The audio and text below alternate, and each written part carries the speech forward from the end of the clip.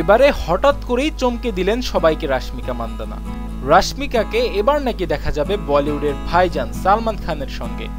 বলিউডের ভাইজান সালমান খানের ছবি প্রায় ঈদেই মুক্তি পায়, কিন্তু এবার ঈদে তার ব্যতিক্রম হয়েছে।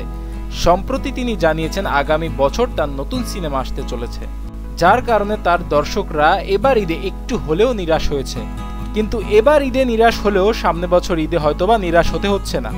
সালমান খানের এই নতুন সিনেমার নাম সিকান্দার, তবে সালমান ছাড়া আর কোনো কাস্টের নাম তখন প্রকাশ্যে আসেনি। কিন্তু সদ্য প্রকাশ্যে এলো সালমানের বিপরীতে যে নায়িকা অভিনয় করবেন। জানা গিয়েছে সালমানের বিপরীতে এই সিনেমায় অভিনয় করতে দেখা যাবে রাশমিকা মান্দানাকে।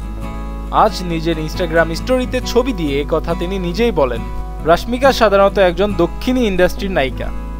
বলিউডে একের পর এক হিট সিনেমা দিয়ে নিজের জায়গা পাকা করে নিচ্ছেন তিনি। আল্লু অর্জুনের পুষ্পা দ্য রাইজ সিনেমায় শ্রীবাল্লির চরিত্রে নজর কেড়েছেন রাশমিকা, এবং পুষ্পা দ্য রুল সিনেমাও রয়েছেন তিনি।